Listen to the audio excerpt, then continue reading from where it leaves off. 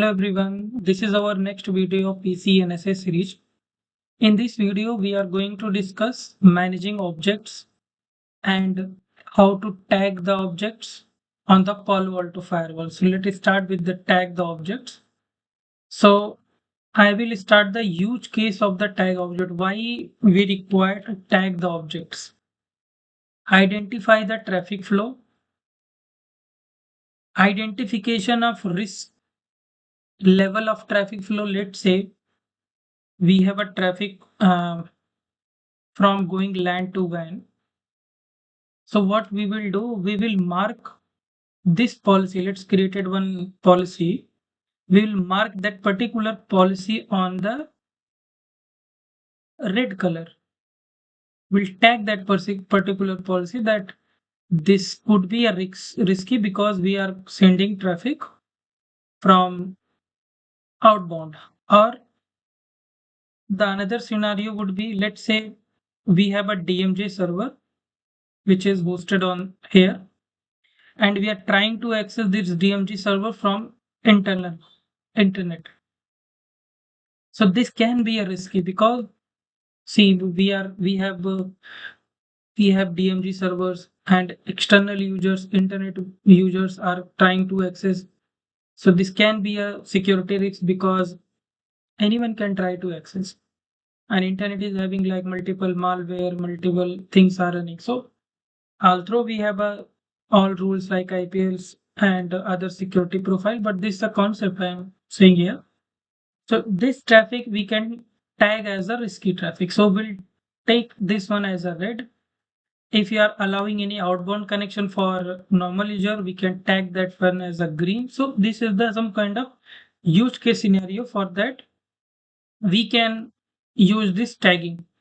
So we can create the tagging for policy grouping. I will show you how to utilize that.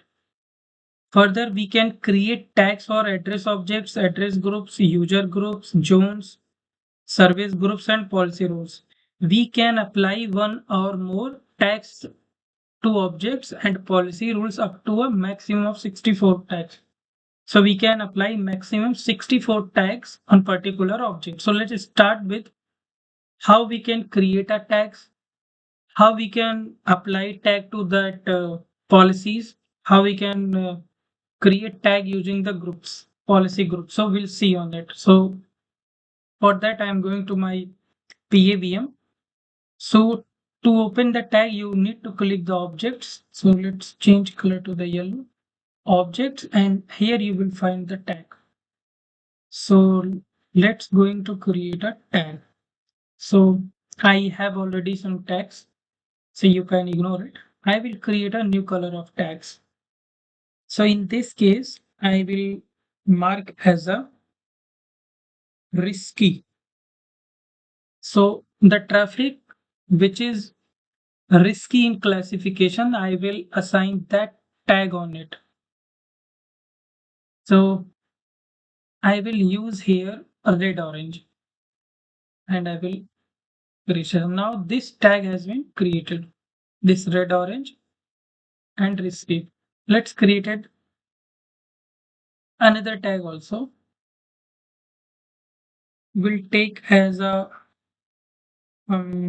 I will name as a test, or I can name should like normal. Green I have normal. But I will take this color as a yellow. So I created these two tags. So first thing I will going to use these tags on my objects. So I will show that first. So I'm going to create objects, addresses. I will apply the tag on objects. So let's say this is my LAN subnet new. So The LAN subnet we can mark as green as a. So I will take 2110/24, and here we will get it our tags.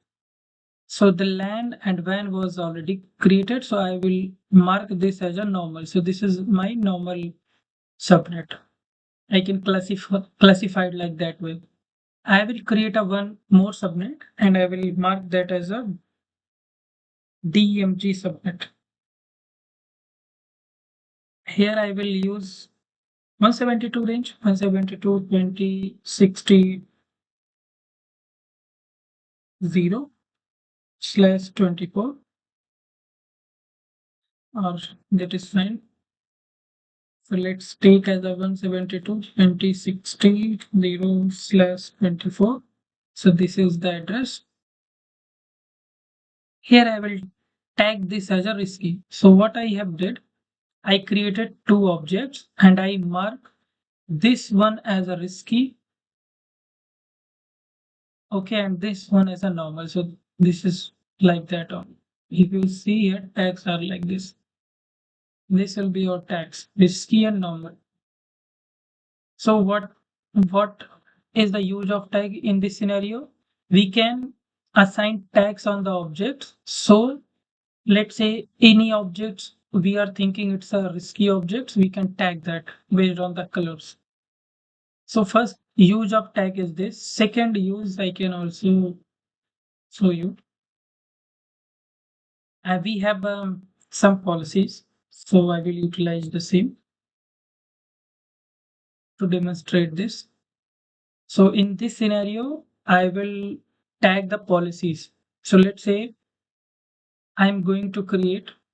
So let's let's create a one zone more for the DMG so that it will so so that I can show in a better way. What I will create a one more zone DMG. So in the DMG zone, I will take as a layer 3 and interface. Let's see. Okay, I need to move one interface. Then I can use it here.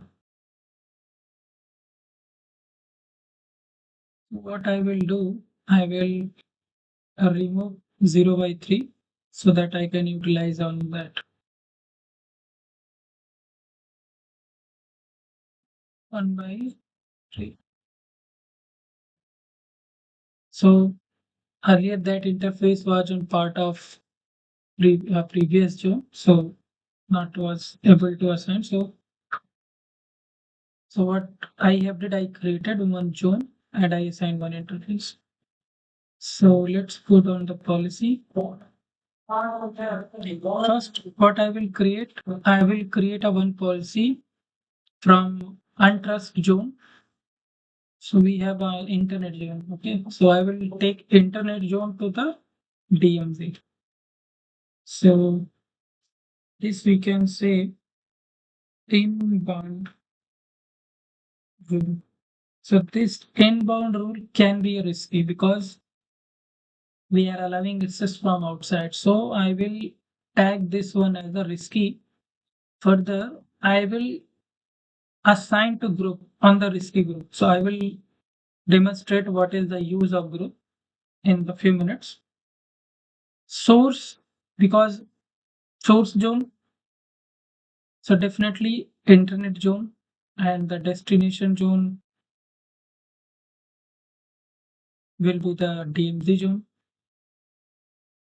So log will be enabled and saved. So what I did here, I tag this particular rule as a risky so that I can identify that this rule might be a risky because outside users are trying to access.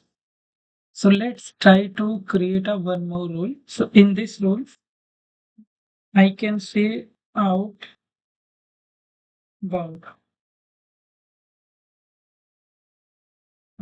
access. So here I will tag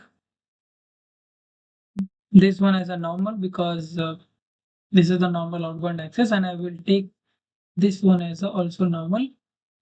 Here, source zone would be the trust, and destination zone will be the internet zone. So I will save it. Two rules I have. Let's create one more rule to perform the grouping. So test policy. So I will take as a risky this one. I will tag this one as a risky because to show the grouping of the rules based on the tags. So here source zone will be the internet zone and the destination zone would be the DMZ zone. So let's demonstrate this. So let's create a one more for the normal access. So I will take test 3. In this role, I will tag as a normal and I will push this policy in a normal group. Source zone will be the trust and destination zone should be the internet zone, and I will save. So what I have did, okay, it is already exist.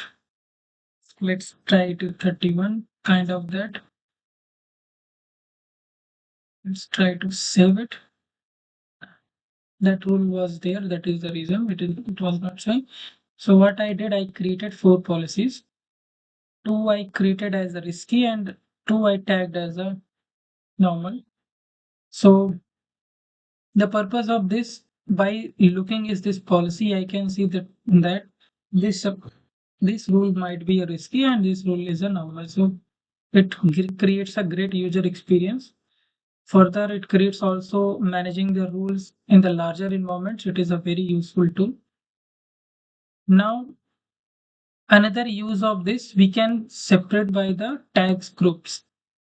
So here is the view rule as a tag groups. So on this scenario, I will click it. So if I click here, then option will come this ban, risky, normal. So what it is showing the count. So we have a risky and normal. So let's click on the risky. So this is the risky policies.